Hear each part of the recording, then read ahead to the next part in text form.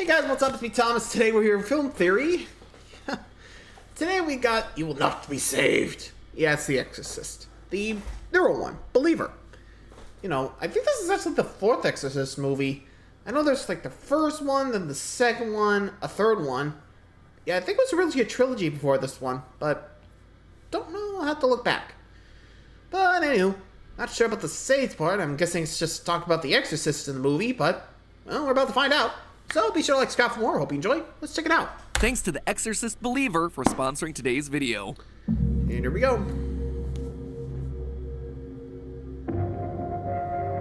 Hello, Internet! Welcome to Film Theory, the show that'll turn its head around 180 degrees for any scrap of lore. Ladies and gentlemen, it's time to get dark.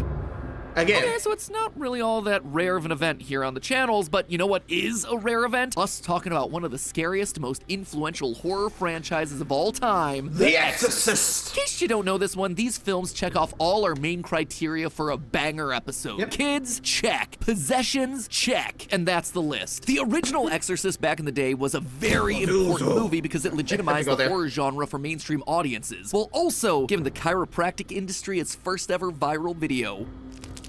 Oh, just felt that one. It also gave a much needed boost to the pea soup makers of the world. Oh, that hurts.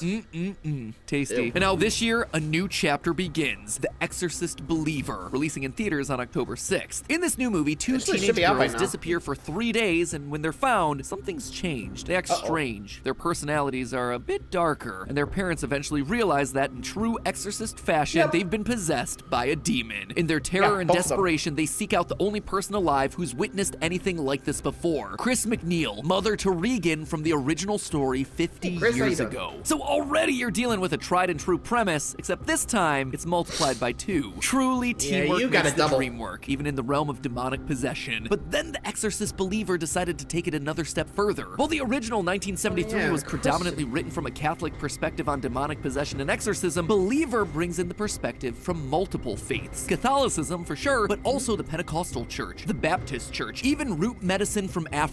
As Chris McNeil says in the new movie, exorcism is one of the oldest human rituals. Every culture, in every country for as far back as history has been recorded, has a ceremony to dispel negative energies. And that right there, that is really cool. Having the new movie feature exorcisms across different belief systems, it not only educates the audience on multiple faiths in a fun, this doesn't even feel like learning sort of way, something that you know we always stand on the Theorist channels, but it also opens the door to some intensely scary entities. So I wanted to do a bit of a thought experiment today. What if we take things just a little step further? The first movie featured Regan getting possessed by the Mesopotamian wind spirit Pazuzu, and now this newest movie's demonic entity is introducing another Mesopotamian spirit known as Lamashtu, daughter of the sky god and often depicted alongside Pazuzu. They're kind of like total besties, with Lamashtu causing nightmares, attacking pregnant women, and corrupting bodies of water. In short, these characters aren't just being possessed by your regular old garden variety Satan, they're very specific demons from a very specific time and place. So if suddenly the doors open for bringing in other faiths, what is the biggest, baddest possession entity that we could face in a future installment? What are some other demons and spirits that can make their silver screen appearance in a future Exorcist movie? And which of them would present the biggest challenge for any would-be exorcists looking to bring them down? Because sometimes holy water and crosses just aren't enough. Basically, I want to know who would be the final boss of the Exorcist films. Hold your crucifix close and start praying, loyal theorists. The power compels ya to keep watching. Also, right off the bat, I want to say that what we're covering today are real faiths held by real people with an incredible amount of nuance, detail, and regional difference. I want to make it perfectly clear that this is a very top-line, surface-level discussion that's meant to be fun while sparking some creative interest in we're not getting stuff. too deep into this It's cool to see some of these spirits and their faiths represented on screen. And of course, when that would happen, the filmmakers would consult people of those faiths to ensure that everything is authentic. I just want to flag that since, you know, this is a short online video that's touching on religion and faith, so just keep that in mind as we roll forward. The first faith I wanted to bring in here today is Islam, considering it's one of the most practiced religions on the planet, with nearly 25% of Earth's population identifying as Muslim. And while not all Muslims believe in exorcisms, or ruqyah as they call them, there are plenty of stories that have circulated throughout the faith. For instance, there was one story from 2021 that involved a married couple in Jakarta moving into a home haunted by evil, the wife becoming possessed, and the couple turning to 3 Muslim experts to perform an exorcism. exorcism. So what could potentially be doing the possession here? Well, within Islam, there are spiritual creatures known as jinn, probably better known by their other name, genies. Yeah, you heard that right, but hold your Robin Williams there, friends. These are not your typical celebrity impersonating blue wisps of smoke. In fact, there are many different types appearing across hundreds of different stories. In the Quran alone, there are 29 different mentions of jinn, but records of their existence actually date back to pre-Islamic Arabia. Jinn, in general, don't tend to be innately good or evil. Instead, they tend to have free will and can thus decide on their moral course of action. That said, there are a few in the stories that are explicitly called out as being evil. The Afrit, for instance, are beings of fire coming from the underworld. There's also the Shaitan, evil devils that lack free will but work to tempt humans to sin. And these jinn are known to possess humans, though the reasons can vary drastically. It could be as simple as the human offended them, or the jinn just wanted to cause trouble, to them falling in love with a human and wanting to be loved in return. Sometimes even spirits aren't immune to toxic relationships. So that's what we're dealing with. But if we're truly gonna identify which is the final boss of exorcism, we need to know how to evict these guys from our bodies. Modern strategies for dealing with jinn amount to reciting verses from the Quran. Nothing too extreme there. According to Georgetown University Associate Professor Amira El-Zen, pre-Islamic Arabs would use a combination of beads, incense, salt, and necklaces made from the bones and teeth of animals to frighten jinn away. Again, pretty easy stuff to come by. According to one study, which looked across various exorcisms performed by Arab Muslim healers, they found that exorcisms tended to be divided up into 3 stages. Step 1, remove all distractions, including music, jewelry, and pictures. Step 2, cleanse the room and try to communicate with the jinn about their reason for the possession. Then finally, step 3, recite the Quran and ask the jinn to leave. And yeah, that is basically it. Not to be too reductive here, guys, but jinn, honestly, they're pretty casual. Clean up the room a bit, you talk about their problems, and then you ask them to go away. They just need to be heard, guys. They want to vent, you know? And interestingly enough, I saw this theme pop up a lot across my research. In the story of the fisherman and the jinni, part of the famous folk tales from 1001 Nights, a fisherman finds a bottle containing an afrit. The afrit threatens to kill the fisherman, but the fisherman manages to negotiate a peaceful resolution that gets both the fisherman and the jinn what they want. Seriously, an exorcist negotiating with a jinn and both parties walking away with a win-win scenario. Sounds more like a conflict resolution meeting with HR than the big final bad of some spooky exorcism story. So what other cultures have a rich history of demons and possessions that we can draw from? Well, next up on the world tour is the Shinto, the indigenous religion of Japan, a faith that holds a lot of reverence for nature and the spirits that inhabit it. Many Shinto practices seek to communicate with and appease those spirits, so you can already see how this might fit in with an exorcist story. See, in Shintoism, everyone has a reikon, similar to the Western idea of a spirit or a soul. However, when someone dies suddenly, their reikon can struggle to move on, instead transforming into a yurei, similar to the Western concept of a ghost. The yurei are often driven by very powerful emotions: revenge, jealousy, love, sorrow, and it's through resolving that emotional conflict that the spirit can finally be laid to rest. Another interesting option here is appealing to the spirit's ego. I found one story where the 12th century Emperor Sotoku died and became a vengeful spirit haunting his court, only for them to exorcise him by treating him like a demigod. This calmed him enough that his spirit ultimately departed. So yet again, we get ourselves an exorcism scenario that's less about throwing holy water at a child doing crab walks on the ceiling, and more about having a cup of tea with someone on the couch to talk about their feelings. Not exactly big screen worthy stuff, but while we're...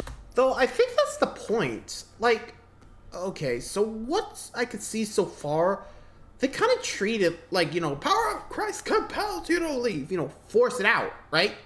But these are pretty much just, you know, loosening it up, realizing, you know, this ain't right, or in this case, you know, talk it out, make sure it realizes this ain't right, and just, boom, check it out. I mean, think about it. The jinn one was basically, you know, work it out and trick it into, you know, a favorable deal. Here, you know, they make it so the emperor's satisfied and thus can leave. And I think that's actually the case. Ghosts always stay around because they have an unwanted desire. Like, think back to Casper, you know, the lady ghost. You know, the one that said, "Hey, you have a flight to catch," and punched him out the window. Well, I think he said that once she got the formula, or in this case, the bring people back to life potion, she was done. Didn't need to stick around and was gone. I think that's the point. There's always something it wants to do, so the best place is to trick them, you know? Trickery. Not just throw holy water and recite scripture. You gotta make it so it wants to leave, you know? Or has to leave, you know? Remember, they usually want to stick around. Make it so it doesn't want to stick around. There you go. Anyway. Or busy having tea and cakes with the Yurei, there is another class of supernatural entities that could lead to far more unique forms of exorcism. Those are known as the yokai. And though the word can translate literally to demon, they're not really demons in the Western sense of the word. Instead, they're more like spirits that represent natural parts of the world or phenomena that can't be explained. As such, there are hundreds of different yokai, each with their own personality. Kitsune, for example, Tsukumogami are possessed tools ranging from futons and mirrors to shoes and jars, while other yokai like Kitsune fox spirits have been known to possess human beings and cause them to take on the physical characteristics of a fox. So how then would an exorcist deal with these yokai? The sort of general term for a Shinto exorcism or purification is harai, which is meant to cleanse one of their sins, bad luck, diseases, and guilt, along with exorcising any spirits possessing them. One common way of doing this? Water. Water, and especially fresh, clean water, is believed to have purifying properties that can wash away evil and restore balance. We're talking things like washing hands, pouring water over the body, rinsing out your mouth. Basically, you're treating the yokai like a case of COVID-19. Stay healthy and hashtag stop the spread of mischievous spirits. That said, there are other more elaborate ceremonies known as misogi that can be used for particularly stubborn spirits. These feature participants dressing in special white garments and gathering in sacred places like shrines and waterfalls to chant, meditate, and pray away the yokai. The possessed person is immersed in cold water to cleanse away any impurities while the rituals perform, which involves a lot of clapping, bowing, and prayer to try and drive out the possessing demon. But if that's still not enough, well, thankfully there's tools of the trade to use if things become more confrontational. These include the afuda, a sort of talisman made from paper or cloth meant to keep people in places safe, the gohei, wooden wands with zigzagging paper streamers representing the presence of the divine, and the katana, a traditional Japanese sword symbolizing power and strength, allowing the exorcist to cut through negative energies. An exorcist with a sword, huh? Put that one on your next blockbuster movie poster. That is awesome. However, across all my research, there was one spirit that truly stood out as the biggest and baddest of the bunch. One that appears to be far more violent and far more fearsome than the rest. The definitive final boss of any exorcist story, hailing from Native American folklore, specifically coming from the indigenous peoples of the Plains and Great Lakes, I'm talking about the Wendigo. Now, the thing about the Wendigo is that they have been misappropriated to heck and back by a lot of mainstream media. So, what is with the Wendigo exactly? Well, the Wendigo is, traditionally speaking, a spirit of winter and a symbol of the dangers of selfishness. It's often said to be a malevolent spirit which sometimes chooses to possess human beings, invoking feelings of insatiable greed and hunger. Probably the most iconic trait of the spirit is that it causes the victim to turn cannibal. Despite their depiction as creatures similar to werewolves or yetis in a lot of pop culture, according to most native legends, the physical form of the Wendigo is actually very human-like, oftentimes with hearts of ice. Some describe the Wendigo as having bodies entirely made of ice. They're gaunt and emaciated, so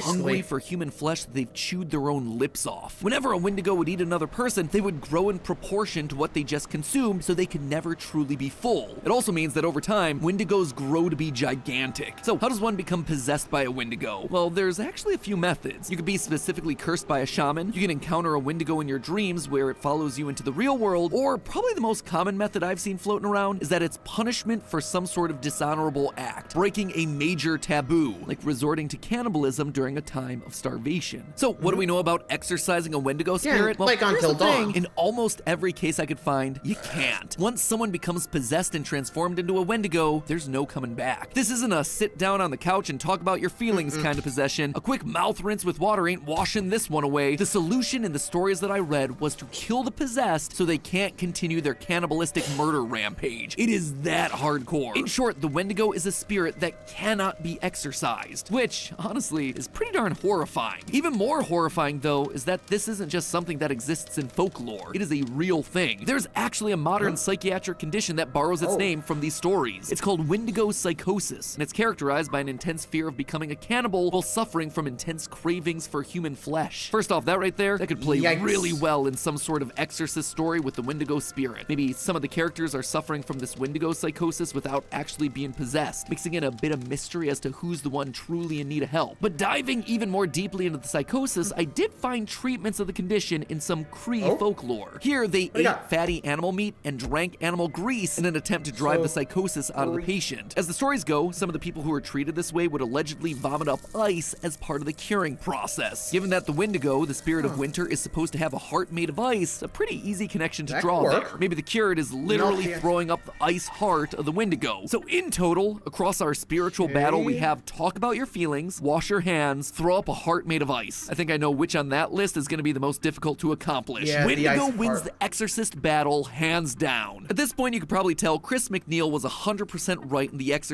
Believer when she said that every culture on Earth has purification rituals like exorcisms, each as intricate and unique as the last. Just from these three cultures alone, we have wildly different spirits that can all possess you in different ways with markedly different strategies of exorcism. And that was without even touching on the faiths that were represented in The Exorcist Believer. But that's because you should probably go see it for yourself when the film comes out in theaters this Friday. I certainly know I'll be there, hiding behind my hands. These movies are scary, man. But until then, remember, my friends, it's all just a theory. A film theory. And cuts.